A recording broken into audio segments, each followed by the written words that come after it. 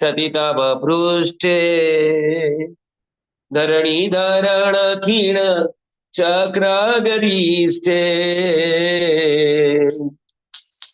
केशवधृता कुर्मा शरीर जय जगदीश हरे जय जगदीश हरे वसति रसन शिखरे धरणी तव लग्न शशिनी कलंक कलेवानि मग्न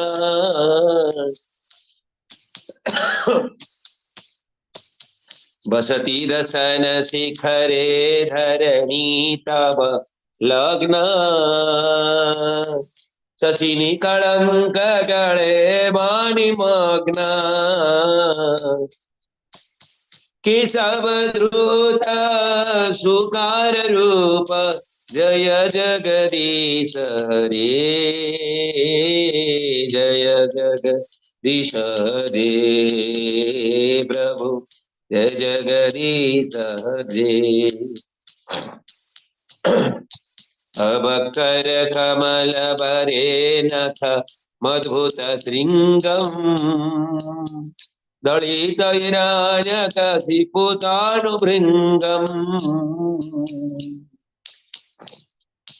नवकर कमल बरे नथ मधुत श्रृंगम् दलित हिरण्यकशिपुतानुभृङ्गम् केशवधृता नरहरि रूप जय जगदीश हरे जय जगदीश हरे प्रभु जय जगदीश हरे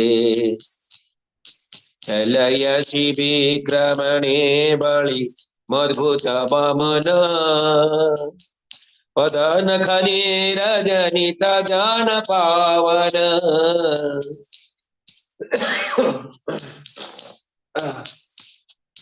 चलयसि विक्रमणे बलि मद्भुत वामन पदन खने रजनित जान पावन केशवधृत वामन रूप जय जगदीश हरे जय जगदीश हरे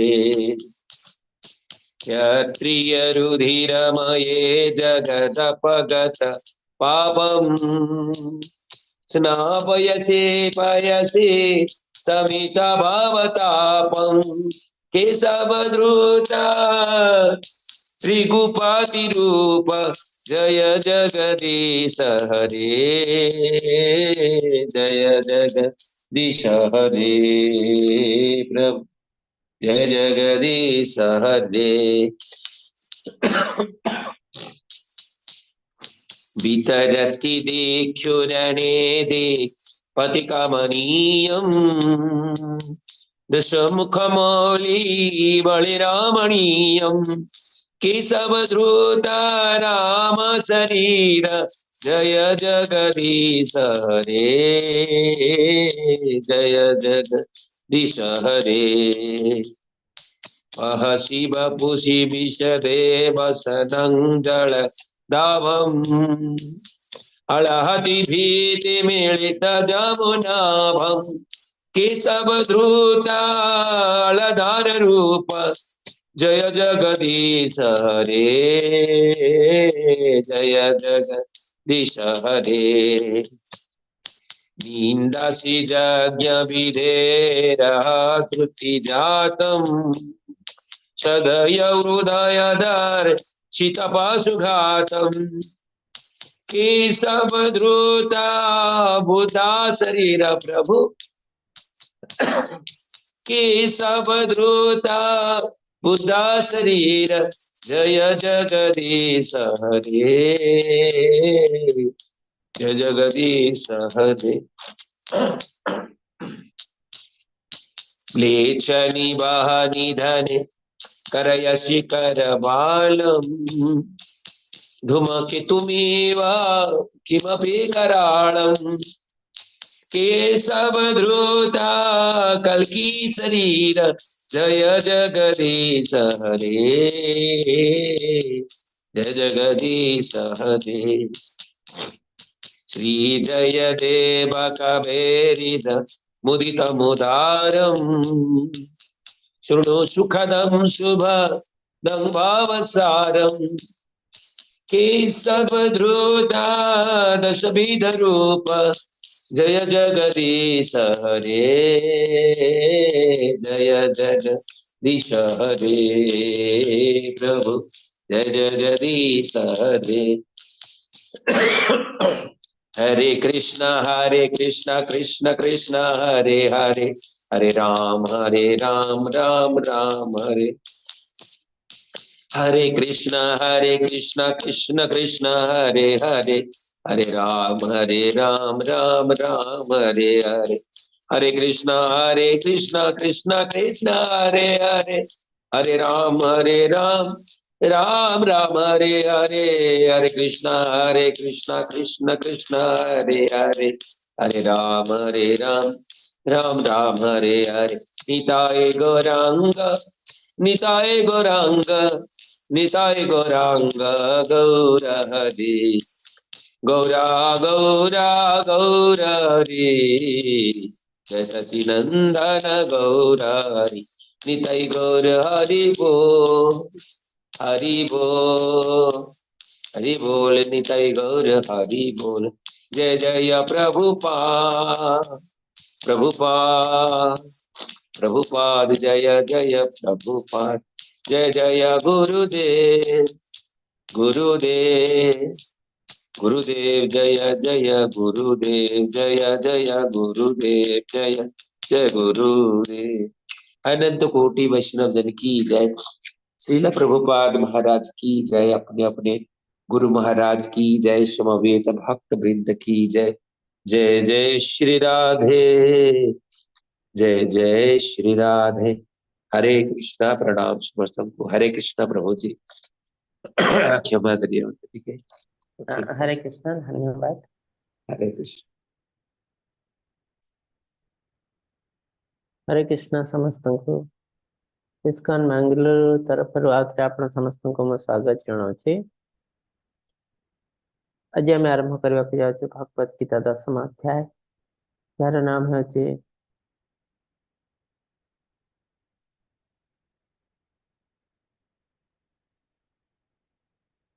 विभूति योग। ओम नमो भगवते वासुदेवाय। ओम नमो भगवते वासुदेवाय। ओम नमो भगवते वासुदेवाय। ओम अज्ञानतिमिरान्धस्य ज्ञानाञ्जनशलाकया चक्षुरुन्मीलितं येन तस्मै श्रीगुरवे नमः।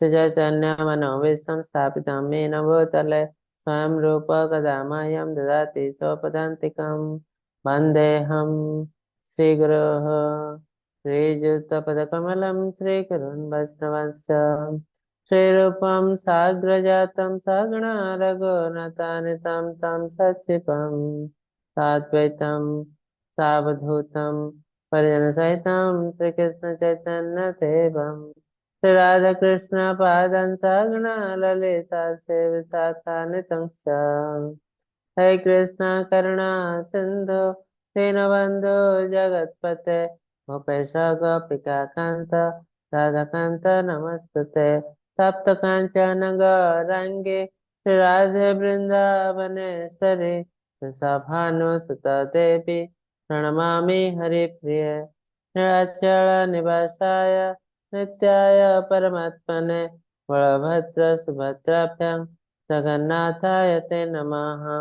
वाञ्छकल्पतरुभ्यश्च कृपा सिन्धुभ्यः च पतितानां पावनेभ्यो वैष्णवेभ्यो नमो नमः।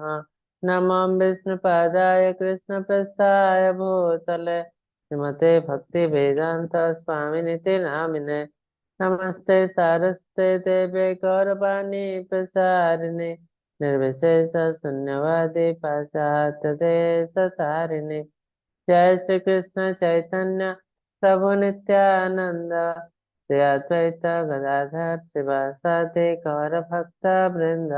हरे कृष्णा कृष्ण कृष्ण हरे हरे, हरे राम राम राम हरे हरे। हरे कृष्णा कृष्ण कृष्ण हरे हरे, हरे राम राम राम हरे हरे। हरे कृष्णा कृष्ण कृष्ण हरे हरे, हरे राम राम हरे हरे। हरे कृष्ण समस्त को।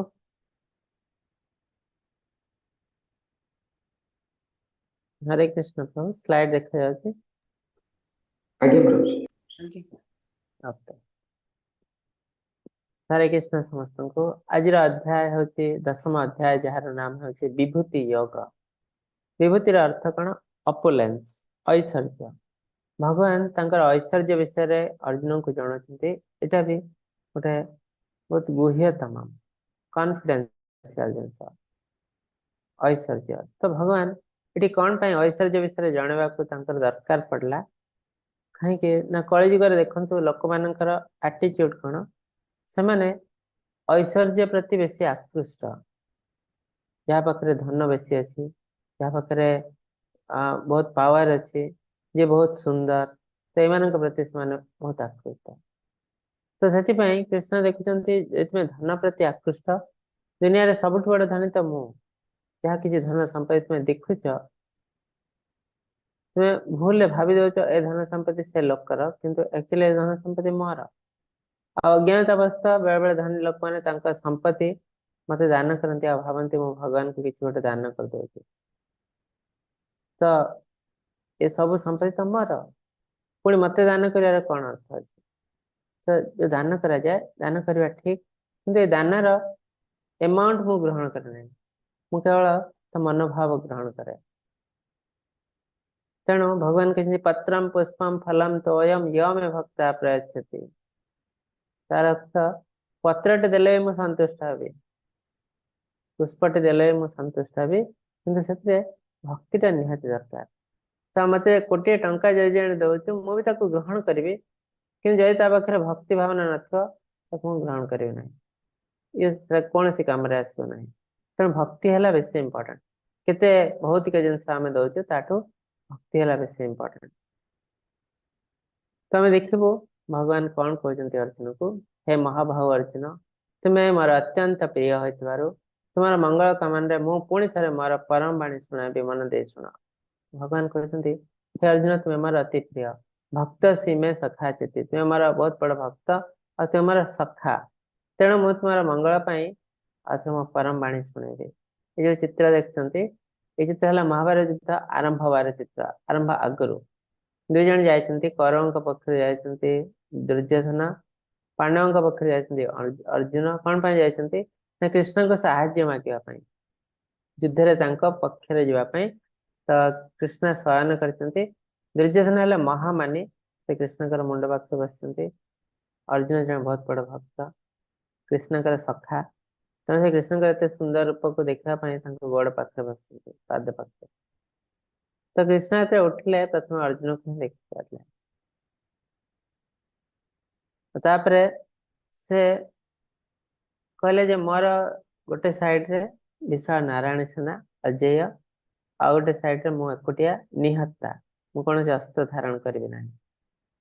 तो प्रथम से चांस देले अर्जुन को। तो दुर्योधन बहुत दुखी जाते कहीं तो जानते जे ये दुटा भितर अर्जुन डेफिनेटली नारायण सेना को चूज कर, किंतु अर्जुन जो भक्त थे से भगवान को ही चूज कले। तो दुर्योधन बहुत खुशी हो जाते, किंतु तो ठीक सेमती भक्त भगवान को भीतर रिलेशन आम कौन भक्त को देखू बेले बेले कार्यकलाप आमको बहुत अबागिया लगे। ये एमती कौन कर ये ठीक रास्ते जाऊना, भूल रास्ते जाते, किंतु अल्टीमेटली जय तांकर ही हुए। जमती महाभारत युद्ध जय अल्टीमेटली पांडव मानकर है। तो कौरव मैंने भाभी नारायणी सेना में नहीं आस विशाल सेना अजय सेना आमको कहीं हर पारे नहीं, किंतु मैंने हारी जाते। तो ठीक सेमती अर्ली स्टेज आम भक्त मान देखू भगवान सहित आटीट्यूड आम बुझी पारना कौन से जिन चलती मैंने बोधे भूल रास्ते जाती भूल भटका किंतु अल्टिमेटली से ही जय हुए आ भक्तर आटीट्यूड कौन at any cost any condition भगवान आम सहित रहा दरकार आम स्वर्ग रे था नरक था हमको भक्ति सेवा कर सुजोग मिलता दरकार भक्त माने मुक्ति चाहती ना मुक्ति कामी नुहति मुक्ति कामी कौ माने योगी माने योग करती भगवान लिंक न था ये लाइट साउंड हार्ट को फोकस कलानी तो मेन फोकस था मुक्ति किंतु भक्त मानकर मुक्ति मेन फोकस न था भक्त मान मेन फोकस था भगवान केमती सेवा कर प्लेजर द लॉर्ड भगवान खुशी केमती कार्य कर जमती परिवार बहुत लोक अच्छा समस्त लोकंर मनोभावना कौन मुझे खाई पी आनंद रही गोटे मार मनोभावना कौन मु आनंद रहा नुह मो पिलाटे जो छोट पिलाटे अच्छे सी केमती खुशी से केमती कंफर्टेबल रहा से चेष्टा करे ठीक सेमती ये माँ हूँ भक्त सहित सामान अन्य समस्त फैमिली मेंबर साधारण लोक सहित सामान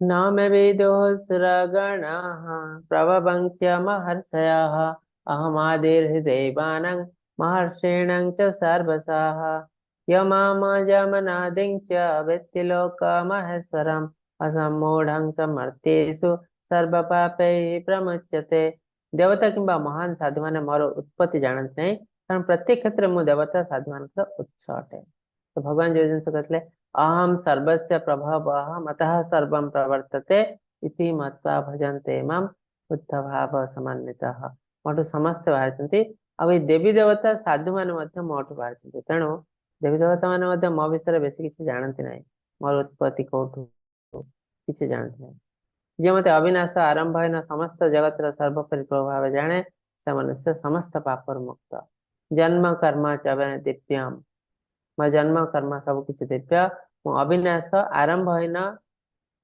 ये जिन जाने से समस्त पापर मुक्त ताहले तार अर्थ जे पापर मुक्त हो जाए धीरे धीरे से भगवान को जानीपे जहाँ मन में बहुत किसी पाप अच्छे से आध्यात्मिकतार बहुत कन्फ्यूज हुए कहीं कहीं यहाँ ए प्रभु एमती कहते से प्रभु सेमती कहते मुझे बहुत कन्फ्यूज लाइफ तार अर्थ बहुत किसी पाप अच्छी मन रे शरीर हृदय रे बहुत किसी पाप अच्छे पाप थे भगवान को बुझा बहुत डिफिकल्ट सप्त महर्षि पूर्व चारि कुमार तो मनुगण समस्त मो मन जात समस्त मत भगवत हो मोपरी शक्ति संपन्न समस्त जीव जगत सृष्टि होती तो भगवान कहते आगु सृष्टि हो कि ध्वंस हो सब मोर इच्छा रोचे जो भगवान इच्छा कर सृष्टि करने सृष्टि किए कर ब्रह्मा ब्रह्मा सृष्टि करने बहुत पुत्र को प्रकट कर कुमार मान प्राचीन कुमार चारि कुमार आ मनुगण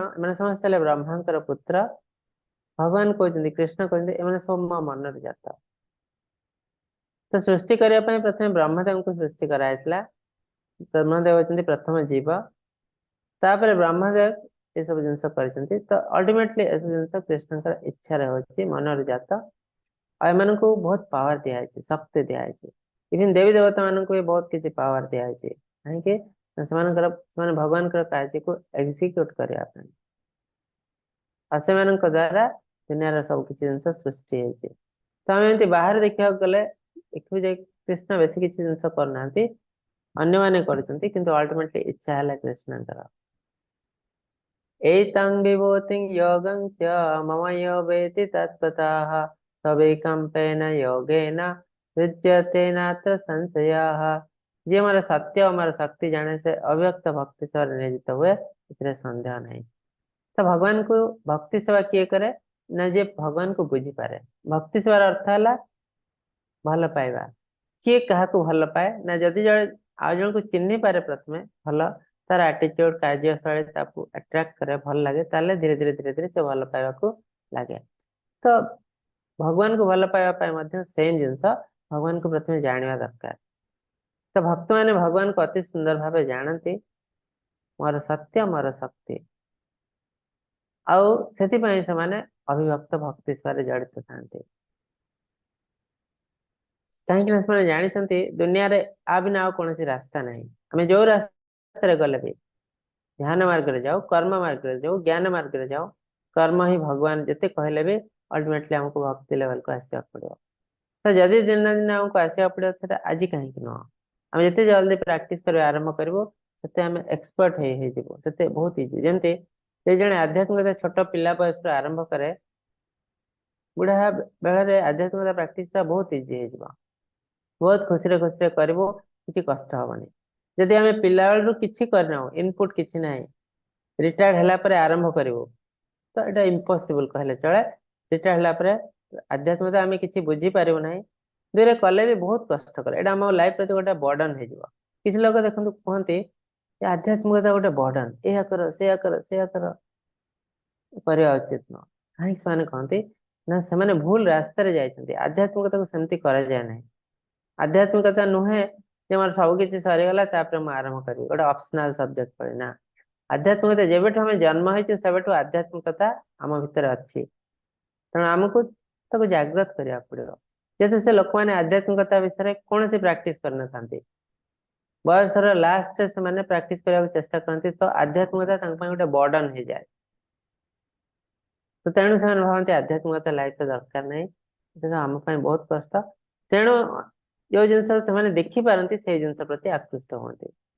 ଦାନ, ଧର୍ମ, ଦକ୍ଷିଣା ଏସବୁ ଜିନିଷ ଭାବନ୍ତି, ଏସବୁ ଜିନିଷ ଆମ ଲାଇଫରେ ସବୁଠୁ ଇମ୍ପୋର୍ଟାଣ୍ଟ, ଭଗବାନ ନୁହଁ। ତେଣୁ ଆମକୁ ଆଧ୍ୟାତ୍ମିକତା ବହୁତ ୟଙ୍ଗ ଏଜରୁ ପ୍ରାକ୍ଟିସ କରିବାର ଅଛି। କୌମାରତ ଆଚରତ ରତ୍ନ, 5 ବର୍ଷ ହେଲା, 5 ବର୍ଷ ବୟସରେ ଆମେ କରିପାରିବା ଆଧ୍ୟାତ୍ମିକତା। କାହିଁକି ଗୋଟେ 5 ବର୍ଷ ପିଲା ଭଗବାନଙ୍କୁ ବୁଝିପାରିବ, ତା ଆଗରୁ ଭଗବାନଙ୍କୁ ବୁଝିବା ଟିକେ କଷ୍ଟ, ବୁଝିପାରିବ। ତେଣୁ 5 ବର୍ଷରୁ ଏଇଟା ଆରମ୍ଭ କରିବା କଥା। ତ ଆମେ ତ ଏସବୁ ଜିନିଷ କରିପାରୁନାହୁଁ 5 ବର୍ଷ ଆଗରୁ, ଆଟଲିଷ୍ଟ ୟଙ୍ଗ ଏଜରେ ଆରମ୍ଭ କରିବା କଥା। ଦେଲେ ଓଲ୍ଡ ଏଜଟା ଆମେ ବହୁତ ସୁନ୍ଦର ଭାବେ ଆଧ୍ୟାତ୍ମିକତା ବୁଝିପାରିବୁ। ନହେଲେ ଅଧିକାଂଶ ଲୋକଙ୍କ ଭଳି ଆମେ କନଫ୍ୟୁଜ ହବୁ, ଆଧ୍ୟାତ୍ମିକତା କଣ ଦରକାର ଆମ ଲାଇଫରେ। अहम सर्वस्य प्रभवः मतः सर्वं प्रवर्तते इति मत्वा भजन्ते मां बुद्धा भाव समन्विताः। এটা ବହୁତ ସୁନ୍ଦର, ଆଗରୁ ବହୁତ ଥର ମୁଁ କହିଛି। ଅହମ ସର୍ବସ୍ୟ ପ୍ରଭବଃ ମତଃ ସର୍ବଂ ପ୍ରବର୍ତ୍ତତେ, ମୁଁ ସମସ୍ତ ଆଧ୍ୟାତ୍ମିକ ବସ୍ତୁ ଜଗତର ଉତ୍ସ ଅଟେ, ସବୁକିଛି ମୋଠୁ ଉତ୍ପନ୍ନ।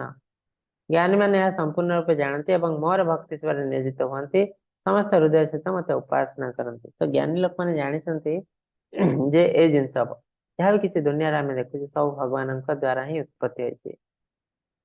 ତେଣୁ ସେମାନେ ଜାଣନ୍ତି ଯେ ଭକ୍ତି ସେବା ବିନା ଆଉ କୌଣସି ରାସ୍ତା ନାହିଁ ଦୁନିଆରେ। ତେଣୁ ସେମାନେ ଶୁଭ ଶୀଘ୍ରମ, ଯୋଉ ଜିନିଷ ଅଲ୍ଟିମେଟଲି କରିବାର ଅଛି ତ ଜଲ୍ଦି କାହିଁକି ନ କରିବୁ। ତେଣୁ ସେମାନେ ବହୁତ ଜଲ୍ଦି ଭକ୍ତି ସେବା ଆରମ୍ଭ କରନ୍ତି, ଆଉ ଅତି ସୁନ୍ଦର ଭାବେ ମୋର ସେବା କରନ୍ତି। मच्चिता मद्गता प्राणा बोधयन्त परस्परं कथयन्तश्च मं नित्यं तुष्यन्ति च रमन्ति च। ଶୁଦ୍ଧ ଭକ୍ତ ମାନେ କଣ କରନ୍ତି ନା, ଶୁଦ୍ଧ ଭକ୍ତ ମାନଙ୍କ ଚିନ୍ତାଧାରା ମୋ ଠାରେ ବାସ କରେ, ସେମାନଙ୍କ ଜୀବନ ମୋ ନିକଟରେ ସମର୍ପିତ। ସେମାନେ ପରସ୍ପରକୁ ଆଲୋକିତ କରିବା, ମୋ ବିଷୟରେ କଥାବାର୍ତ୍ତା କରିବା ଦ୍ୱାରା ସେମାନେ ଅତ୍ୟଧିକ ସନ୍ତୋଷ ଆନନ୍ଦ ପ୍ରାପ୍ତ ହୁଅନ୍ତି। ତ ଶୁଦ୍ଧ ଭକ୍ତ ମାନେ କଣ କରନ୍ତି, 24 ଆୱାର ଭଗବାନ ସହିତ ଜଡିତ ରହନ୍ତି। ଭଗବାନଙ୍କର ସେବା କରିବା, ଭକ୍ତି କରିବା, ପୂଜା କରିବାର ଅର୍ଥ କଣ ନା ଭଗବାନଙ୍କ ସହିତ କିଛି ସମୟ ଅତିବାହିତ କରିବା। ଯେମିତି ଆମେ ଆମ ସାଙ୍ଗ ହଉ, ବାପା ମା ହଉ, କଣ ଚାହାନ୍ତି ସେମାନେ ନା ଆଜିକାଲି ବାପା ମାଙ୍କୁ ଆମେ ପଇସା ଦେଇ ଦଉଛୁ। କିଛି ଲୋକ ଦୂରରେ ଚାକିରି କରୁଛନ୍ତି, କିଛି ପଇସା ପଠେଇ ଦଉଛନ୍ତି, କିନ୍ତୁ ସେ ପଇସା କଣ ତାଙ୍କର ଦରକାର। ଆଜିକାଲି ବାପା ମା ପାଖରେ ବହୁତ ପଇସା ଅଛି, ତ ପିଲାର ପଇସା ତାଙ୍କର ଦରକାର ନାହିଁ। ତ କଣ ଦରକାର, ଟିକେ କେୟାର ଦରକାର, ସମୟ ଦେବା ଦରକାର। ତ ଏକ୍ଜାକ୍ଟଲି ଭଗବାନଙ୍କୁ ବି ଆମର କିଛି ଦରକାର ନାହିଁ। ଯେତେ ପଇସା ସମ୍ପତ୍ତି ଭଗବାନଙ୍କୁ ଆମେ ଅର୍ପଣ କରିଛୁ, କିଛି ଦରକାର ନାହିଁ। କଣ ଦରକାର, ସମୟ ଦରକାର। ଭଗବାନଙ୍କୁ ଆମକୁ କିଛି ସମୟ ଦେବାକୁ ପଡିବ। ତ ଡେଲି ସକାଳୁ କଣ କରୁଛୁ, ଆମେ ଭଗବାନଙ୍କର ଯୋଉ ସେବା କରୁଛୁ, ପୂଜା କରୁଛୁ, ତାର ଅର୍ଥ ଭଗବାନଙ୍କ ସହିତ କିଛି ସମୟ ଅତିବାହିତ କରୁଛୁ। ତ ସେଇଟା ହିଁ ଭଗବାନଙ୍କୁ ବହୁତ ଖୁସି ଲାଗେ, ଆମକୁ ବି ଖୁସି ଲାଗେ, ଭଗବାନଙ୍କୁ ବି ଖୁସି ଲାଗେ। ତ ତାର ଅର୍ଥ ଆମେ ଭଗବାନ ପାଇଁ କିଛି ସମୟ ଦେବା ଉଚିତ, ସେଇଟା ହିଁ ସବୁଠୁ ଇମ୍ପୋର୍ଟାଣ୍ଟ ଜିନିଷ। ଆଉ ଭକ୍ତ ମାନଙ୍କର ଜୀବନ ମୋ ନିକଟରେ ସମର୍ପିତ। ସେମାନେ କୌଣସି ଭୌତିକ ଜିନିଷ ସହିତ ଜଡିତ ନଥାନ୍ତି। ଯେତେବେଳେ କୌଣସି ବିଷୟରେ ଆଲୋଚନା ହୁଏ, ସେ ଆଲୋଚନା ମୋ ହିଁ ହେଇଥାଏ। ମୋ ବିଷୟରେ ସେମାନେ ଆଲୋଚନା କରନ୍ତି, ମୋ ବିଷୟରେ କଥାବାର୍ତ୍ତା କରନ୍ତି। ଆଉ ଏଥିରେ ଯୋଉ ଆନନ୍ଦ ମିଳେ ସେଟା ହିଁ ଆଧ୍ୟାତ୍ମିକ ଆନନ୍ଦ, ସନ୍ତୋଷ ଆନନ୍ଦ। କୌଣସି ଗୋଟେ ଭୌତିକ ଜିନିଷ ଆଲୋଚନା କଲା ବେଳେ ଯୋଉ ଖୁସି ମିଳେ ସେଟା ଭୌତିକ ଖୁସି, ବହୁତ କମ ସମୟ ରହିବ, ତାପରେ ନଷ୍ଟ ହେଇଯିବ। କିନ୍ତୁ ଭଗବାନଙ୍କ ବିଷୟରେ ଯୋଉ ଆଲୋଚନା କଲେ ଯୋଉ ଆନନ୍ଦ ମିଳେ ହେଲା ଆଧ୍ୟାତ୍ମିକ, ଏଟା କେବେ ନଷ୍ଟ ହୁଏ ନାହିଁ। ତ ଭଗବାନ ଏଇ ଜିନିଷ ଆଗରୁ ମଧ୍ୟ କହିଛନ୍ତି, ପରେ ମଧ୍ୟ କହିବେ, ମନ ମନାଭବ ମତ ଭକ୍ତ ମଦ୍ୟାଜ ମାମ ନମସ୍କୁରୁ ମାମ ଏବୈଶ୍ୟସି ସତ୍ୟମ ତେ ପ୍ରତିଜାନେ ହି ପ୍ରିୟସି। ମୋର ସେବା କର, ମୋର ଭକ୍ତି କର, ମୋ ଶରଣରେ ଆସ। କାହିଁକି ନା ବିନା ଆଉ କୌଣସି ରାସ୍ତା ନାହିଁ। ଆଉ ଯେତେ ବି ଯାହା କରୁଛ ତ ମତେ ସମର୍ପିତ ହେଇ କର। ଯତ୍ କରସି ଯଦ୍ ସ୍ନାସି ଯତ୍ ଜୁୟାସି ତଦାସ୍ତି ଯତ୍, ଯତ୍ ତପସ୍ୟାସି କାନ୍ତେୟ ତତ୍ କୁରୁ ସମଦର୍ପଣ। Back of the mind 24 hour ଯଦି ମୁଁ ରହିଲି, ତମର ସମସ୍ତ କାର୍ଯ୍ୟ ଆଧ୍ୟାତ୍ମିକ କାର୍ଯ୍ୟ ହେଇଯିବ। ତୁମେ ଖାଉଛ, ଠିକ ଅଛି, ସମସ୍ତେ ଖାଉଛନ୍ତି, ଭକ୍ତ ଖାଇବା ଅଭକ୍ତ ଖାଇବା ଭିତରେ ଡିଫରେନ୍ସ ଅଛି। କାହିଁକି ନା ଭକ୍ତ ଯୋଉଟା କରୁଛି, ଗ୍ରହଣ କରୁଛି, ଏଟା ହେଲା ପ୍ରସାଦ, ମହାପ୍ରସାଦ। ଆ ଦ୍ୱାରା ପାପ ନଷ୍ଟ ହବ। ଅଭକ୍ତ ଯୋଉ ଜିନିଷ ଖାଉଛି ଏଟା ହେଲା ପାପ ଜିନିଷ। କାହିଁକି ନା ନିଜର ଇନ୍ଦ୍ରିୟ ତୃପ୍ତି ପାଇଁ ତିଆରି କରାଯାଇଛି, ଭଗବାନଙ୍କ ପାଖରେ ସମର୍ପିତ ନୁହେଁ। ତ ଜଣେ ପାପ କରୁଛି ଆଉ ଜଣେ ପାପକୁ ନଷ୍ଟ କରୁଛି।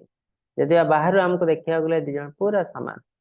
ଆଉ କିଛି ଲୋକ ମୂର୍ଖ ଲୋକ ଅଛନ୍ତି, ଖାଦ୍ୟ ଖାଇବାର ଆଉ କୌଣସି ପର୍ପଜ ନାହିଁ, କେବଳ ଇନ୍ଦ୍ରିୟ ତୃପ୍ତି, ଶରୀର ବୃଦ୍ଧି, ଏସବୁ ହେଲା ଖାଦ୍ୟ ଖାଇବାର ପର୍ପଜ। ଭୁଲ ଭୁଲ। ବହୁତ ବଡ ବଡ ମେଣ୍ଟାଲ ସ୍ପେକୁଲେଟର ଅଛନ୍ତି, କୋଟି କୋଟି ଫଲୋୟର ତାଙ୍କର, ମାନେ ଏମିତି ଇଣ୍ଟରପ୍ରିଟ କରନ୍ତି ଖାଦ୍ୟ ଖାଇବାର ଆଉ କୌଣସି ପର୍ପଜ ନାହିଁ, କଣ କେବଳ ଶରୀର ବୃଦ୍ଧି। ତ ଏସବୁ ଜିନିଷ ଭୁଲ। ଆମକୁ ଶାସ୍ତ୍ରକୁ ଯିବାକୁ ପଡିବ।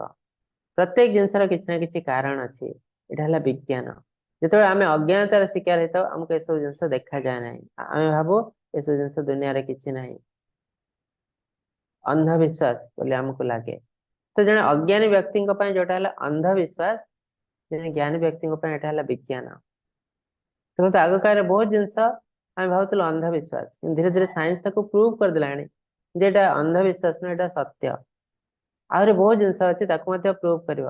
ମାନେ ଶାସ୍ତ୍ରରେ ଯୋଉ ଜିନିଷ ଲେଖା ହେଇଛି ସେଟା ତାହେଲେ 100% ସତ୍ୟ। କେତେଟା ଜିନିଷ ଆମେ ପ୍ରମାଣ କରିପାରିଛୁ ସାଇଣ୍ଟିଫିକାଲି, କେତେଟା ଜିନିଷ ଆମେ ପ୍ରମାଣ କରିପାରିନାହୁଁ। ଯେମିତି ଦେଖନ୍ତୁ ମହାଭାରତ ଆଉ ରାମାୟଣ।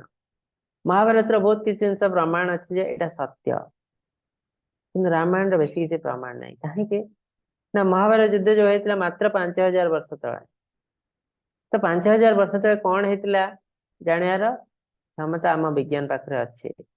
କିନ୍ତୁ ରାମାୟଣ କେବେ ହେଇଥିଲା? ଲକ୍ଷ ଲକ୍ଷ 10 ଲକ୍ଷ ବର୍ଷ ତଳେ, 10 ଲକ୍ଷରୁ ଉର୍ଦ୍ଧ୍ୱ ବର୍ଷ ତଳେ ହେଇଥିଲା। ତ ଏତେ ବର୍ଷ ତଳେ କଣ ହେଇଥିଲା ଜାଣିବାର କ୍ୱାଲିଫିକେସନ ଆମ ସାଇନ୍ସ ପାଖରେ ଏବେ ନାହିଁ। ସେଟା ଆମର ଭୁଲ। ତ ସେଥିପାଇଁ ଆମେ ଭାବୁଛୁ ରାମାୟଣରେ ତ ବେଶୀ କିଛି ପ୍ରମାଣ ନାହିଁ, ସତରେ କଣ ରାମାୟଣ ହେଇଥିଲା? କିନ୍ତୁ ସେଟା ଆମର ଭୁଲ, ଆମ ପାଖରେ ସେତିକି କ୍ୱାଲିଟି ନାହିଁ ଜାଣିବାର। କିନ୍ତୁ ଶାସ୍ତ୍ର ଲେଖା ହେଇଛି ଯୋଉ ଜିନିଷ, ସେଟା 100% ସତ୍ୟ। ତେଷାଂ ସତତ ୟୁକ୍ତାନାଂ ଭଜତାଂ ପ୍ରୀତିପୂର୍ବକଂ ଦଦାମି ବୁଦ୍ଧି ୟୋଗଂ ତଂ येन ମାମ୍ ଉପାୟନ୍ତେ ତେ। ଏଇ ଶ୍ଲୋକ ମଧ୍ୟ ଆଗରୁ ବହୁତ ଥର ଡିସ୍କସ କରାଯାଇଛି। ଭଗବାନ କହିଛନ୍ତି ଯେଉଁମାନେ କ୍ରମାଗତ ଭାବେ ମୋ ପ୍ରତି ଉତ୍ସର୍ଗୀକୃତ ଏବଂ ମତେ ପ୍ରେମ ସହିତ ଉପାସନା କରନ୍ତି, ମୁଁ ସେମାନଙ୍କୁ ଜ୍ଞାନ ଦିଏ, ସେମାନେ ମୋ ପାଖକୁ ଆସିପାରନ୍ତି। ତାର ଅର୍ଥ ଭଗବାନଙ୍କୁ ଜାଣିବା ପାଇଁ, ଭଗବାନଙ୍କୁ ରହସ୍ୟକୁ ବୁଝିବା ପାଇଁ ଯୋଉ ଜ୍ଞାନ ଦରକାର ସେଟା ଜଡ ଜ୍ଞାନ ନୁହଁ। ସେ ଜ୍ଞାନ ଭଗବାନ ଆମକୁ ଆମ ହୃଦୟରେ ଭରି ଦିଅନ୍ତି। ତ ଭଗବାନ କାହିଁକି ଆମକୁ ଆମ ହୃଦୟରେ ଭରି ଦିଅନ୍ତି? କେତେବେଳେ ଭରି ଦିଅନ୍ତି? ଯେତେବେଳେ ଆମେ ତାଙ୍କ ପ୍ରତି ଉତ୍ସର୍ଗୀକୃତ ହଉ, ତାଙ୍କୁ ବହୁତ ଭଲ ପାଉ, ତାଙ୍କ ସେବା କରୁ, ଉପାସନା କରୁ। ତ କରିବା ଫଳରେ କଣ ହୁଏ ନା ଆମର ବହୁତ କିଛି ପାପ ନଷ୍ଟ ହେଇଯାଏ। ପାପ କ୍ଷୟ ହେଇଗଲା ପରେ ଭଗବାନଙ୍କୁ ପ୍ରକାଶିତ ହୁଅନ୍ତି। ଯଦି ଆମ ଭିତରେ ବହୁତ କିଛି ପାପ ଅଛି, ତାହେଲେ ଆମେ ତାକୁ ନଷ୍ଟ କରିନାହୁଁ, ତାହେଲେ ନା ହମ୍ ପ୍ରକାଶ ସର୍ବସ୍ୟ ଯୋଗ ମାୟା ସମାପିତ, ମୁଁ ସେମାନଙ୍କୁ ପ୍ରକାଶ ହିଁ କରୁନାହିଁ, ଭଗବାନ କହୁଛନ୍ତି। ତ ତାର ଅର୍ଥ ଆମେ ଯଦି ଭଗବାନଙ୍କୁ ବୁଝିପାରୁନ, ଆମ ଭିତରେ ବହୁତ ପାପ ଅଛି। ସେ ପାପକୁ ନଷ୍ଟ କରିବା ରାସ୍ତା ହେଲା ଭଗବାନ ପ୍ରତି ସମର୍ପିତ ହେବା, ଭଗବାନ ପ୍ରତି ଉତ୍ସର୍ଗୀକୃତ ହେବା, ଭଗବାନଙ୍କର ନାମ ଚାଣ୍ଟିଂ କରିବା। ଏଇ ମାଧ୍ୟମରେ ଆମେ ଭଗବାନଙ୍କୁ ବୁଝିପାରିବୁ। କାହିଁକି? ଆମର ପାପ ନଷ୍ଟ ହବ, ତାପରେ ଭଗବାନ ଆମ ଭିତରେ ପ୍ରକାଶିତ ହେବେ, ଯାହାଫଳରେ କି ଆମେ ଭଗବାନଙ୍କୁ ବୁଝିପାରିବୁ। बहुत इजी रास्ता।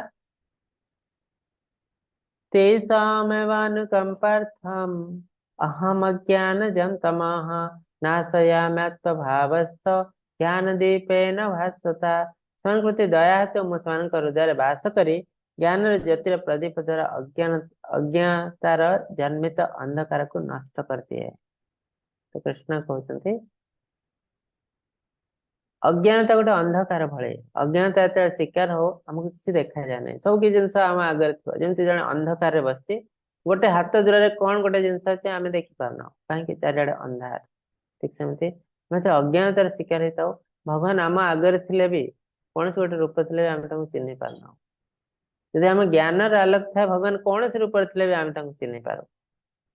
ଗୋଟେ ପ୍ରଭୁ ବହୁତ ସୁନ୍ଦର ଜିନିଷ କହୁଥିଲେ, ଆଜି ଆମେ ବିଭିନ୍ନ ଧର୍ମ ନାଁରେ, ଜାତି ନାଁରେ ଗଣ୍ଡଗୋଳ ଲାଗୁଛୁ। ये मो अल्लाह, ये भगवान, तो दिनों गंडगोल लगे। तो शास्त्र हिसाब तो अल्लाह भगवान समस्त समान, कृष्ण जी अल्लाह से, यहोवा से सब समान, बुद्ध से। केवल आमको आम इंटेलिजेंस हिसाब से ये भगवान को दिखाई।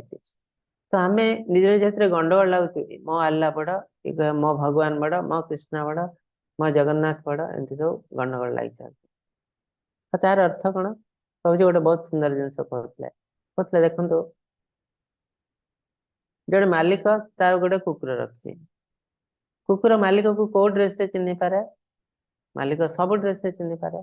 से सूट बोट कोट पिंधले भी कुकुर ताको चिन्ह पार, से धोती पंजाबी पिंधे कुकुर चिन्ह पार, से जदि सर्ट्स गोटे पिंधो ताले कुकुर चिन्ह पार। जहाँ पिंधले भी जिते ड्रेस चेंज कले कुकुर ताको इजिली चिन्ह पारे।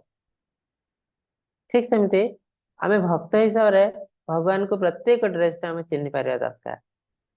जदि आम चिन्ह पार ना आम कुकुर ठू भी हीन। तो आम जो निज निज गंडगोल लगू, जाति धर्म वर्ण को नहीं, भिन्न धर्म को नहीं, तो एक्चुअली आम कुकुर ठू बेसी हीन, कहीं आम निजर भगवान को चिन्ह पारना। भगवान जो आल्ला रूप अच्छा हमको जी तो भगवान नुहति आ जन किए। तो यहाँ आम भितर बहुत किसी पाप अच्छे जो आम भगवान को चिन्ह पारना।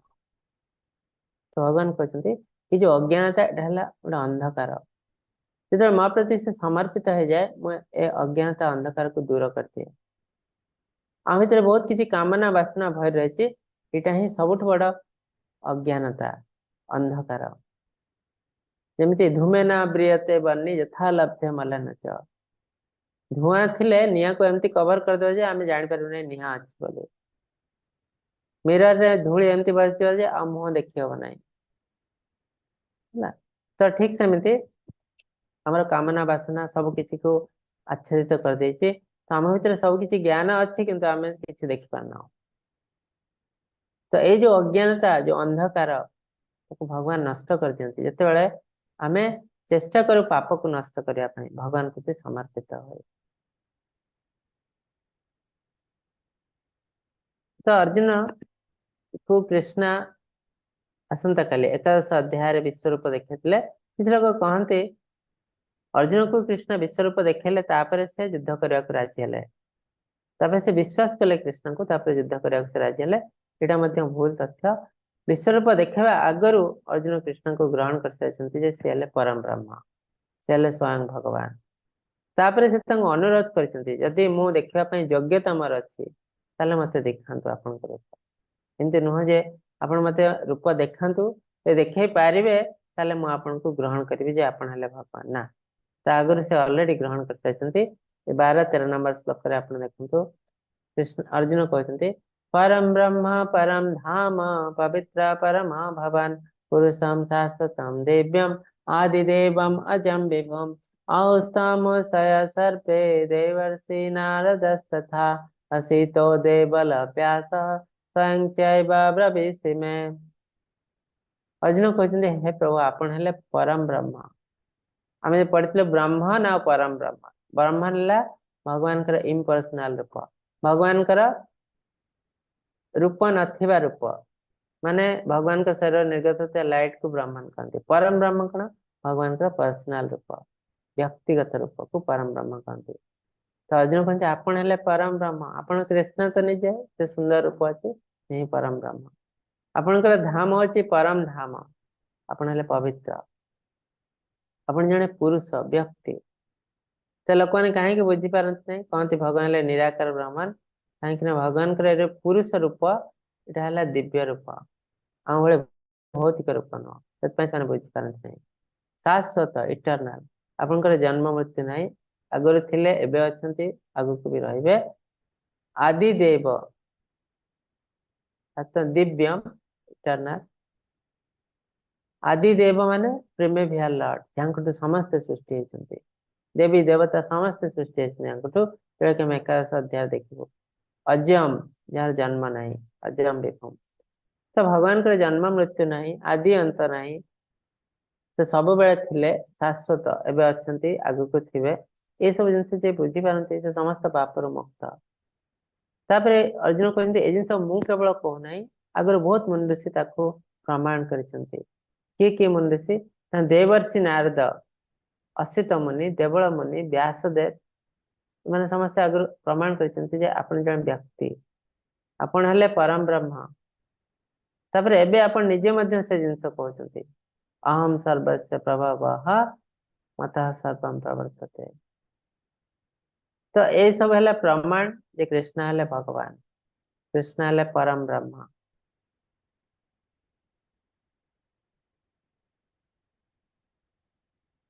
सर्वमेतद्रुतं मन्ये यन्मवदसि केशव, न हि ते भगवन् शक्ति विदुर्देवान दानवाः। हे कृष्ण, तुम तो जहाँ कहे मुझे संपूर्ण रूप ग्रहण करे। हे प्रभु, देवता कि भूत मैंने तुम्हारा व्यक्तित्व जानी पारती नहीं। प्रकृति तुम्हें केवल निज शक्ति द्वारा निज को जाच। हे समस्त उत्पत्ति, समस्त प्राणी प्रभु, देवता मान भगवान, हे सर्वोपरि व्यक्ति, ब्रह्मांड प्रभु। तो कृष्ण को कहे, अर्जुन कहते मुझे को संपूर्ण रूप बुझीपारी, एवं आप जहाँ कहे मुझे करने को राजी अच्छी। आ कृष्ण लास्ट अध्याय कहते यथेच्छसी तथा करू, तुम जहाँ इच्छा से कर। अर्जुन कहते आप जहाँ मत कहे मुझे सब किसी करेंगे। तो तार अर्थ कौ रूप अर्जुन सरेंडर होती, अर्जुन से करते शिखंडी को देखिए भीष्मदेव अस्त्र त्याग करते। कृष्ण कौन कहते सरसिजा कर दियो, तो हाथ में धनुतीर नहीं तो मार तो पाप। अर्जुन टिके भी चिंता करना, सरसिजा कर दे। हाथ में धनुतीर नहीं, कर्ण रथ टेकुंट, कृष्ण कहते बध कर। अर्जुन टिके भावी ना, सीधा बध कर दे। तो ये सब जिनस अर्जुन को अति उच्च को नहीं जाऊँगी, उच्च कोटिर भक्त, भगवान को संपूर्ण सरेंडर शरणागत होती। किंतु सही कंडीशन रे जो आम युधिष्ठिर को देखुचे तो धर्मराज, किंतु अर्जुन कठू से धर्म को बुझी पारना ठीक रे। कृष्ण कहते अश्वत्थमा हत बोली कह मृत्युवरण करते। से कहले एटा तो मिथ्या कथा, मुझे कहबी ना। कृष्ण कहले नाई ताले कह अश्वत्थमा हत नरवा कुंजर, नहीं अश्वत्थमा हत बोली कह एटा धर्म। तो से तथा कहले नहीं, कहले अश्वत्थमा हत नरवा कुंजर। कृष्ण ताको शंख बजे उहाड़ कले। तार अर्थ से कौन है, बहुत किसी पुण्य नष्ट हो गला। रथ दी माटी उपर चलता, एत पुण्यवान से जो मिछ कहले नहीं, तो रथ माटी उपर चलवा आरंभ कला। कहीं बहुत किसी पुण्य नष्ट हो गला।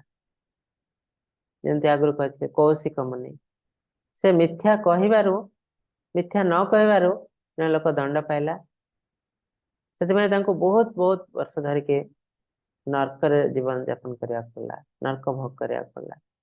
तो सत्य ठीक, किंतु तार मध्य स्थान काल पात्र अच्छे। यहाँ हमको भगवत गीता आम शास्त्र शिक्षा दौचे। सत्य जो कहबो आम अंध भाव कहबुनी, ज्ञानी भाव कहबो सत्य।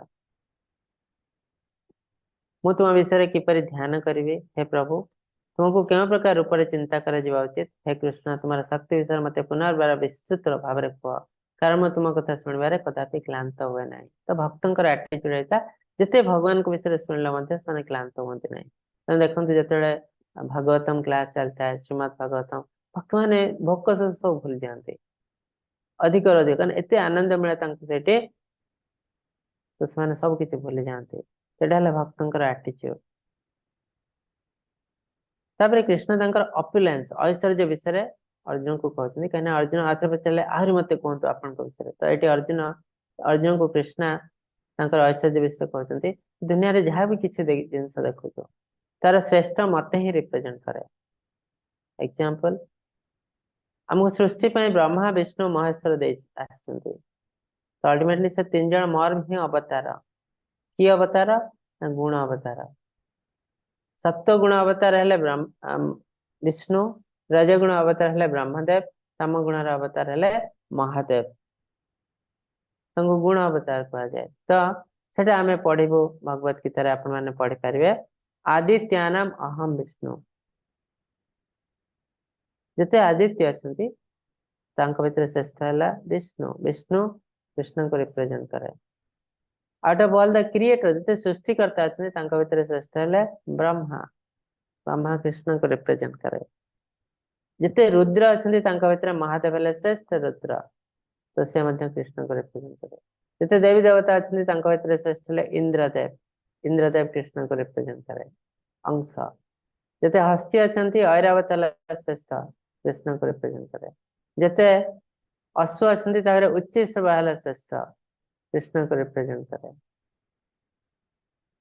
ଯେତେ ଗାଈ ଅଛନ୍ତି ତା ଭିତରେ ଶ୍ରେଷ୍ଠ ହେଲା ସୁରଭି ଗାଈ, କୃଷ୍ଣଙ୍କୁ ରିପ୍ରେଜେଣ୍ଟ କରେ। ଯେତେ ଋଷି ଅଛନ୍ତି ତା ଭିତରେ ମହର୍ଷି, ଦେବର୍ଷି ନାରଦ ମୁନି, ଉଷନା ମୁନି, ବ୍ୟାସଦେବ, ଏମାନେ ସମସ୍ତେ ଭଗବାନଙ୍କର ରିପ୍ରେଜେଣ୍ଟେଟିଭ, ଭଗବାନଙ୍କର ଅଂଶ, ଭଗବାନଙ୍କୁ ରିପ୍ରେଜେଣ୍ଟ କରନ୍ତି। ରାକ୍ଷସ ମାନଙ୍କ ଭିତରେ ସେ ହେଲେ ପ୍ରହ୍ଲାଦ ମହାରାଜ, ବହୁତ ସୁନ୍ଦର ଭକ୍ତ। ପକ୍ଷୀ ମାନଙ୍କ ଭିତରେ ଗରୁଡ, ପଶୁ ମାନଙ୍କ ଭିତରେ ସିଂହ, ଏମିତି ଅନେକ ଅନେକ ଜିନିଷ କୃଷ୍ଣ କହିଛନ୍ତି। ମତ୍ସ୍ୟ ଭିତରେ ସାର୍କ, ଏନସିଷ୍ଟର ଆମ ପୂର୍ବ ପୁରୁଷ ଭିତରେ ଆର୍ୟାମା, ଧନୀ ବ୍ୟକ୍ତି ଭିତରେ ସେ ହେଲେ କୁବେର। ସେମିତି ଭଗବାନ କହିଛନ୍ତି ଏ ସମସ୍ତ ମୋର ହିଁ ଅଂଶ। ତ ଯୋଉଟା କି ସେ 11ଶ ଅଧ୍ୟାୟ ବିଶ୍ୱରୂପ ଦର୍ଶନ ଯୋଗରେ କୃଷ୍ଣ ଦେଖେଇବେ ପ୍ରାକ୍ଟିକାଲି। ତ ଏବେ କୃଷ୍ଣ ଥିଓରି କହୁଛନ୍ତି, ମୁଁ ଏଇଆ, ମୁଁ ସେଇଆ, ମୁଁ ସେଇଆ। ଡେମିଗଡ, ଦେବୀ ଦେବତାଙ୍କ ଭିତରେ ମୁଁ ହେଲେ ଇନ୍ଦ୍ର। ହେଲା, ତ ଏମିତି ବହୁତ ଜିନିଷ ଲେଖା ହେଇଛି, ଆପଣମାନେ ପଢିପାରିବେ। କେତେକ ଇମ୍ପୋର୍ଟାଣ୍ଟ ଜିନିଷ ଆମେ କେବଳ ଏଠି ଡିସ୍କସ କରୁଛି। ରୁଦ୍ର ମାନଙ୍କ ଭିତରେ ମୁଁ ହେଲେ ଶିବ, ଲର୍ଡ ଶିବ। ଆଦିତ୍ୟ ମାନଙ୍କ ଭିତରେ ମୁଁ ହେଲେ ବିଷ୍ଣୁ। ସେମିତି ଯେତେ କ୍ରିଏଟର ଅଛନ୍ତି ସୃଷ୍ଟିକର୍ତ୍ତା ତାଙ୍କ ଭିତରେ ମୁଁ ହେଲେ ବ୍ରହ୍ମା।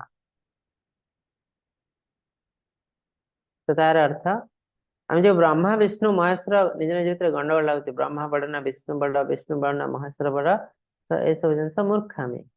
ଭଗବାନ କହୁଛନ୍ତି ଏମାନେ ସବୁ ମୋର ଅଂଶ, ତ ସମସ୍ତେ ମୋର ହିଁ ଅଂଶ। ତେଣୁ ଆଙ୍କ ଭିତରେ ଡିଷ୍ଟିଂସନ କରିବା ଉଚିତ ନୁହଁ, ଡିଫରେନ୍ସିଏଟ କରିବା ଉଚିତ ନୁହଁ। ହେ ଅର୍ଜୁନ, ଯାହା ସର୍ବଜୀବ ଉତ୍ପତ୍ତିର କାରଣ ତାହା ମୁଁ ହିଁ ଅଟେ, ଏବଂ ଚରାଚର ଜଗତ ଏପରି କୌଣସି ଜୀବ ନାହିଁ ଯିଏ ମୋ ବିନା ତିଷ୍ଠି ପାରିବ। ତ ଭଗବାନଙ୍କର ବିନା ସାହାଯ୍ୟରେ କୌଣସି ଜିନିଷ ତିଷ୍ଠି ପାରିବ ନାହିଁ। ହେ ପରନ୍ତପ ଅର୍ଜୁନ, ମୋର ଦିବ୍ୟ ବିଭୂତି ଗୁଡିକର କୌଣସି ଶେଷ ନାହିଁ, ତେଣୁ ମୁଁ ସଂକ୍ଷେପରେ ବିଭୂତି ଗୁଡିକୁ ବିସ୍ତାର କଲି। ତ କୃଷ୍ଣ କହୁଛନ୍ତି ମୋର ଯୋଉ ଐଶ୍ୱର୍ଯ୍ୟ, ଏ ଐଶ୍ୱର୍ଯ୍ୟର କୌଣସି ଶେଷ ନାହିଁ, ଯେତେ କହୁଥିଲେ ବି ସେ ସରିବ ନାହିଁ। ତେଣୁ ଯେତିକି ଆମ ପାଇଁ ଦରକାର କୃଷ୍ଣ ସେତିକି କହୁଛନ୍ତି। ଆମ କଣ୍ଡିସନରେ ସବୁ କିଛି ଜାଣିବା ତ ଆମ ଦରକାର ନାହିଁ, ବୁଝି ବି ପାରିବୁ ନାହିଁ। ତେଣୁ ଆମ ଯେତିକି ଦରକାର ସେତିକି ଜିନିଷ କୃଷ୍ଣ କହୁଛନ୍ତି ସଂକ୍ଷେପରେ।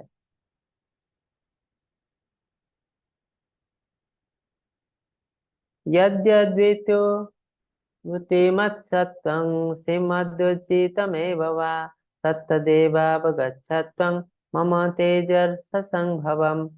ଜାଣେ ଯେ ସମସ୍ତ ସୁନ୍ଦର ଓ ଶକ୍ତିଶାଳୀ ସୃଷ୍ଟି ଗୁଡିକ ମୋ ମହିମାର ତେଜରୁ ଉତ୍ପନ୍ନ। ଏଇ ଯୋଉ ସୁନ୍ଦର ଚିତ୍ର ଦେଖୁଛନ୍ତି ପ୍ରଳୟ ସମୟ ଚିତ୍ର। ପ୍ରଳୟ ସମୟରେ କୃଷ୍ଣ ନିଜକୁ କଣ କରିଛନ୍ତି, ଗୋଟେ ଅଶ୍ୱସ୍ଥ ପତ୍ରରେ ବାଲକୃଷ୍ଣ ରୂପରେ ନିଜେ ଭାସୁଛନ୍ତି ଆଉ ଦେଖୁଛନ୍ତି ପ୍ରଳୟ କେମିତି ଚାଲିଛି। ଆଉ ସେଠି କଣ କରିଛନ୍ତି, ତାଙ୍କର ପାଦର ବୁଢା ଆଙ୍ଗୁଠିକୁ ପାଟିରେ ପୁରେଇ ଦେଇଛନ୍ତି। କାହିଁକି? ସେ ଜାଣିବାକୁ ଚାହୁଁଛନ୍ତି ଏ ପାଦରେ ଯୋଉ କଣ ଅଛି। ଭକ୍ତମାନେ କାହିଁକି ପାଦ ଉପରେ ବେଶୀ ଫୋକସ କରନ୍ତି, ମୋ ପାଦରେ ଶରଣ ଯାଆନ୍ତି, ମୋ ବୁଢା ଆଙ୍ଗୁଠି ଉପରେ ଫୋକସ କରନ୍ତି, କଣ ପାଇଁ? କେତେ ସୁନ୍ଦର, କେତେ ଟେଷ୍ଟଫୁଲ, ଏଟା ମୁଁ ଜାଣିବାକୁ ଚାହୁଁଛି। ହେଲେ କୃଷ୍ଣ ଆଙ୍ଗୁଠିକୁ ପୁରେଇଛନ୍ତି ପାଟିରେ, ଅତି ସୁନ୍ଦର ପିକ୍ଚର। अथवा बहुनैतेन ज्ञातेन तवार्जुन दृष्टभ्याहमिदं कृष्णम् एकांशेन स्थितः जगत्। କିନ୍ତୁ ଏ ସମସ୍ତ ବିସ୍ତୃତ ଜ୍ଞାନ ପାଇଁ ଅର୍ଜୁନଙ୍କର କଣ ଆବଶ୍ୟକତା ଅଛି? ତ ଏଇଠି କୃଷ୍ଣ ରିଭିଲ କରୁଛନ୍ତି ଯେ ଅର୍ଜୁନ ଯୋଉ ଏ ଜିନିଷ ପଚାରିଛନ୍ତି अज्ञातावस्था पचार नाहंती बहुत समय लोक कहते कि कृष्ण ना अर्जुन बहुत अज्ञानी हो जाइछन्ती से କିଛି बुझी पार नाहंती तापर कृष्ण ताको बुझेले बुझेले बुझेले तापर से ज्ञान सब आसीगला तापर से युद्ध करिया राजी हेले ना एटा कोन पई अर्जुन जने बहुत बड़ा भक्त शुद्ध भक्त भगवान केवल से ही क्वालिफाई करचन्ती कृष्ण गठो भगवत गीता सुनिया पई भगवान को एसोसिएट क्लोज एसोसिएट तो से केमती बुझी पारले नाही ना भगवान एटी कहउचन्ती जे से काहे के बुझी पार नांती टेम्पररीली तांको योग माया द्वारा कवर कर दिया है जेमते यशोदा माता जी जानी थांते कृष्ण हेले भगवान और से एते स्नेह भक्ति स्नेह करना थांते जे भक्ति करथांते तांको तो कृष्ण जाना चाहते स्नेह मातांकर स्नेह कोन तांको कवर कर देते से बुझी पार नथले कृष्ण हेले भगवान से जानते ये मोर ही पुत्र और स्नेह एते सुंदर भाव करते तो कृष्ण से जिनस फील करते ठीक सेमती अर्जुन तो सब किछि जानी चंती काहे से परम भक्त टेम्परली तांको योग माया द्वारा कवर कर दिया है या पर कि से बुझी पार नांती आ से आम भଳି साधारण लोक भଳି क्वेश्चन सब पचारछन्ती आ कृष्ण कहते ये सब जिनस जानवर तुम कौन से आवश्यकता नहीं कहीं तुम ऑलरेडी भक्त सब जानिच योग माया हटि जीव किछ समय पर तबरे तुम सब किछ बुझि पार किंतु तुम जो क्वेश्चन पचारछ ए क्वेश्चन फरे साधारण लोक माने बहुत किछ जिनस जानिछन्ती सेटा हला तार पर्पस महाभारत युद्ध को भगवान जानते गोटे सेकेंड रे समाप्त कर देथांते किंतु ता द्वारा लोकन लाभ कोन होइथांता कृष्ण जो 8 दिन प्लान करथिले तार पर्पस थिला एजुकेशन लोकन को ज्ञान दबा जे एया कले एटा हला तार दंड सेया कले सेटा हला तार दंड मोर गोटे खंड समस्त ब्रह्मांड विस्तार करे और समर्थन करे एकाम से न स्थित जगत आम देखियो काले कृष्ण का विशाल शरीर गोटे अंश सारा जगत अच्छी आध्यात्मिक जगत भौतिक जगत काली आम देखी समस्त जगत कृष्ण गोटे अंश अच्छी जानबू जानू कृष्ण के महान तो ये आज अध्याय समारी देवता कि महान साधु मान मोर उत्पत्ति जानते नहीं कारण प्रत्येक क्षेत्र में देवता साधु मान उत्साह अटे जे मत अविनाश आरंभ है समस्त जगत सर्वोपरि प्रभु भाव जाने से मनुष्य समस्त पापर मुक्त जे मोर सत्य एवं मोर शक्ति जाने से अव्यक्त भक्ति से नियोजित हुए सन्देह नहीं मु समस्त आध्यात्मिक एवं वस्तु जगत उत्साह अटे सबकि मठ उत्पन्न जो मैंने क्रमागत भाव मो प्रति उत्सर्गीकृत एवं मत प्रेम सहित उपासना करती मुझे ज्ञान दिए तेणु से मो पाक आसी जाने जे समस्त सुंदर एवं शक्तिशाली सृष्टि गुड़िक मो महिमार तेज उत्पन्न मोर गोटे खंड ये समग्र ब्रह्मांड को विस्तार करे बहुत सुंदर भाव भगवान निजर ऐश्वर्य कहते इसलिए आज अध्याय अपना मन जदि किसी क्वेश्चन अच्छे पचार पारती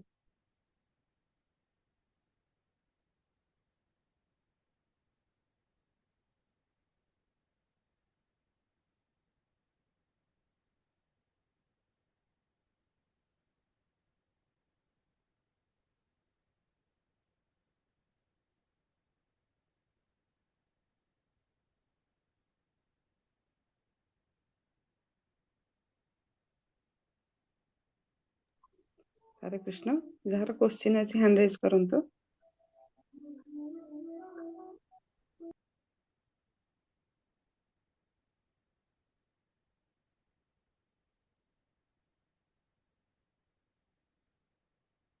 ठीक अच्छे चैट रे किसी क्वेश्चन नहीं भावुची नहीं प्रभु कार क्वेश्चन नहीं ठीक अच्छे तो आसंता काली आमे पठन करिवो देखिवो विश्वरूप दर्शन भगवान अर्जुन को तंकर विश्वरूप देखैछन्ते आ से विश्वरूप रे कौन जिनस अच्छे आज जो थियोरी आमे पढ़िलो तो प्रैक्टिकली भगवान देखैछन्ते काले बहुत सुंदर तापर दिन आमे पढ़िबो भक्ति योग सबुठ इम्पोर्टेंट अध्याय भगवत गीतार केतोटी अध्याय भक्त मानक पय इम्पोर्टेंट ता भितरु द्वादश अध्याय गोटे पंचदश अध्याय गोटे आउ इम्पर्सनालिस्ट मानक पय इम्पोर्टेंट अध्याय हला 11 अध्याय विश्वरूप दर्शन काहे कि ସେମାନେ ଭଗବାନଙ୍କର पर्सनाल रूप को ग्रहण करते नहीं ତେଣୁ ତାଙ୍କ ପାଇଁ रूप ହେଲା ଏ रूप अति विकट रूप काल रूप बा विश्व रूप ठीक अच्छे आज तो समय भी है ଆପଣମାନଙ୍କଠୁ ବିଦାୟ ନେଉଛି। ଆପଣମାନଙ୍କୁ ଅନମ୍ୟୁଟ୍ କରୁଛି। 3 ଥର ହରେ କୃଷ୍ଣ ମହାମନ୍ତ୍ର ଜପ କରି ଆମେ ସମାପ୍ତ କରିବୁ। हरे कृष्णा कृष्ण कृष्ण हरे हरे हरे राम राम राम हरे हरे हरे कृष्णा कृष्ण कृष्ण हरे हरे हरे राम राम राम हरे हरे हरे कृष्णा कृष्ण कृष्ण हरे हरे हरे राम राम राम हरे हरे पांचकल्पतरुभ्यश्च कृपासिन्धुभ्य एव च पतितानां पावनेभ्यो वैष्णवेभ्यो नमो नमः। अंतपटी वैष्णव वृंद की जय, श्रील प्रभुपाद की जय, भगवत गीता की जय, समस्त भक्त वृंद की जय।